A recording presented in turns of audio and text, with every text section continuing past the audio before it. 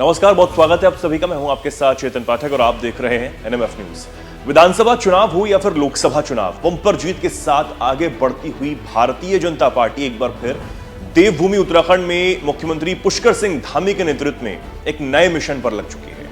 प्रदेश में होने जा रहे निकाय चुनाव के लिए बीजेपी ने चुनाव प्रचार की तैयारियां भी शुरू कर दी हैं, जिसमें सबसे पहले खुद मुख्यमंत्री पुष्कर सिंह धामी ने कमान संभाली है।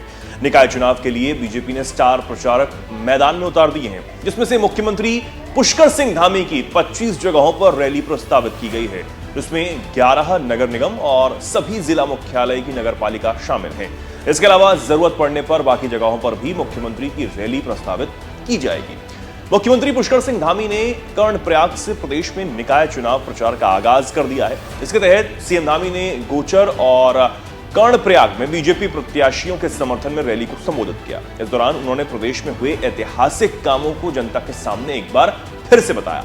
सीएम ने बताया कि कैसे उनकी सरकार ने नकल माफियाओं की कमर तोड़ने के साथ ही सख्त भू कानून और लैंड जिहाद और थूक जिहाद पर कठोर कार्रवाई की है। नकल का कानून हमने लागू करके जहां नकल माफियाओं को जेल के अंदर भेजने का काम किया, उनको शिकंजा कसने का काम किया, 100 से ज्यादा माफियाओं को जेल की सलाखों के पीछे भेजा।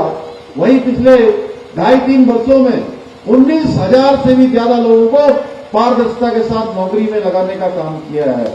भाइयों बहनों, ये कोई इतना आसान काम नहीं था। भाइयों बहनों, हमारी सरकार उत्तराखंड के सांस्कृतिक मूल्यों और डेमोग्राफी को सुरक्षित रखने के लिए भी संकल्पबद्ध होकर काम कर रही है। हमने प्रदेश में सख्त धर्मांतरण का कानून लागू किया है। दंगारोधी कानून लागू करने के साथ साथ लैंड जिहाद और थूक जिहाद जैसी जो घृणित मानसिकता है, उसके खिलाफ भी हमने कठोर कार्रवाई की है। बीजेपी के संगठन ने 40 स्टार प्रचारकों की लिस्ट जारी कर दी है, जिसमें से उत्तर प्रदेश के मुख्यमंत्री योगी आदित्यनाथ समेत उत्तराखंड के मुख्यमंत्री पुष्कर सिंह धामी, सभी सांसद, मंत्री और केंद्रीय मंत्रियों को शामिल किया गया है। ये सभी लोगों के बीच जाकर सरकार के कामों को बताने का काम करेंगे। अपने संबोधन में इस दौरान सीएम ने कांग्रेस को भी नहीं छोड़ा और उस पर भी जमकर हमला बोला। कांग्रेस पर सीएम धामी ने क्या कुछ कहा, आप सुनिए। विभिन्न प्रकार की योजनाओं और विकास योजनाओं के माध्यम से प्रदेश के इंफ्रास्ट्रक्चर को मजबूत करने के साथ साथ आम व्यक्ति के जनजीवन को ऊपर उठाने का प्रयास कर रहे हैं। वहीं दूसरी ओर कांग्रेस पार्टी हमेशा, जिसने भ्रष्टाचार को बढ़ावा देने के साथ साथ सनातन को भी बदनाम करने का पाप किया है।